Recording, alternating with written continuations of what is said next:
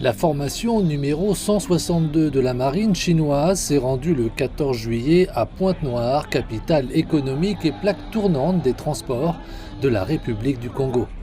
Le ministre congolais de la Défense nationale ainsi que plus de 500 ressortissants chinois locaux et d'outre-mer se sont rendus au port autonome de Pointe-Noire pour accueillir la marine chinoise lors de son escale.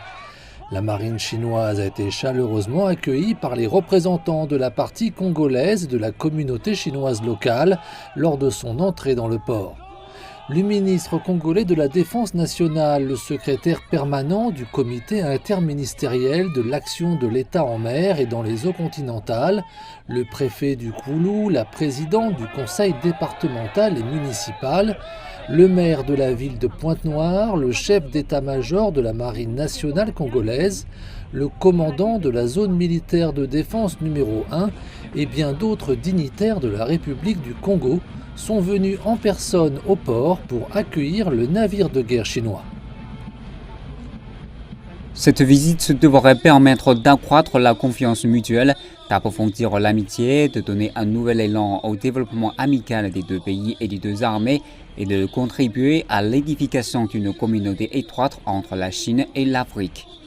Une escale d'un navire de guerre dans un pays ami est un symbole fort qui allie amitié, confiance, solidité et stabilité des relations diplomatiques, car elle revêt toujours une dimension politique, opérationnelle et économique. Quand j'ai vu le navire de guerre arriver, il y avait mes frères soldats en uniforme blanc qui nous saluaient et le drapeau chinois qui flottait au gré du vent. J'ai senti que cela réveillait mon patriotisme. J'ai été particulièrement touchée de voir le navire de guerre. La formation numéro 162 est la 43e formation d'escorte envoyée par la marine chinoise dans le golfe d'Aden. Elle a quitté Zhangjiang en Chine le 10 janvier 2023 et a commencé à effectuer des missions d'escorte dans le golfe d'Aden et en Somalie, puis a participé à l'exercice maritime multinational du Pakistan et à l'exposition internationale de défense d'Abu Dhabi.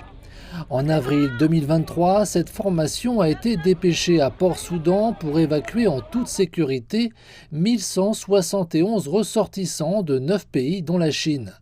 À la fin de cette mission, elle s'est rendue dans des pays du golfe de Guinée, parmi lesquels la Côte d'Ivoire, le Ghana, le Nigeria et le Gabon.